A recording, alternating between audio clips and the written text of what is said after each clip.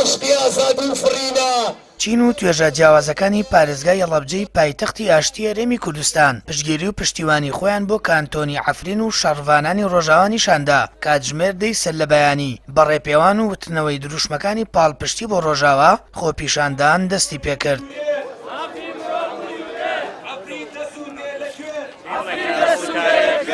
هاوکات خۆڕاگری شەڕڤانان و کوردانی ڕۆژاوا لە بەرامبەر هێرشەکانی تورکیا بۆ سەر عەفرین بەرز نرخێنرا.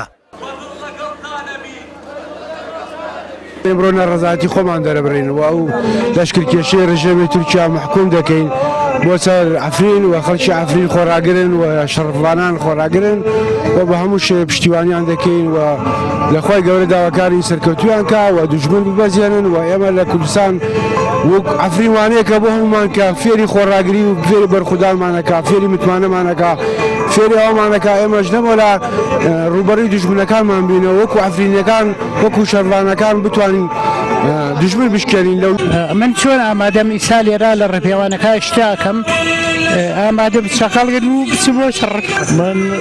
من ئەڵێم ئەویش زامێکە لە جەستەی ڕاستی من دەرەچێ ئەو شەڕی کە ئەو خوێنەی لە عەفرینە ئەڕژێ فەرقی لەگەڵ ئەو خوێنەی کە کاتی خۆی لە هەڵەبجە ڕژاوە.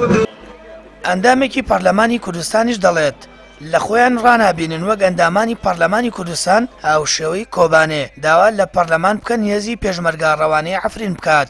داواش دەکات حکوومەتی هەرێم ئیدانەی کۆمەڵکوژەکانی سوپای تورکیا لە عەفرین بکات و دەروازە سنووریەکانی بەڕوودا بکاتەوە. ئێمە لە پەرلەمانی کوردستان و لە دوای ڕووداوەکانی 16 ئۆکتۆبەر و لە داگیرکردنی کەرکووک و خورمات و خانەقین و شەنگار و مەخمور و جەلەولا لەلایەن سوپای عێراقەوە ڕێگەمە خۆمان نادەین داوا لە حکوومەتی هەرێم بکەین و ئەو شیتیان نابینین کە هێزی پێشمەرگە ڕەوانەی عەفرین بکات وەک بۆ ئەوەی بۆ کۆبانی کرا.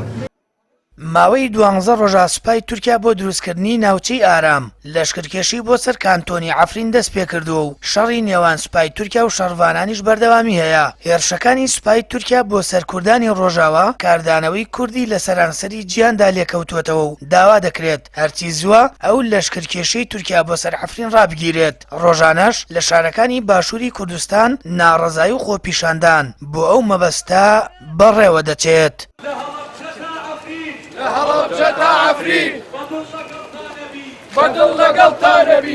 سامان فتاح کەناڵی ئاسمانی پەیام هەڵەبجە.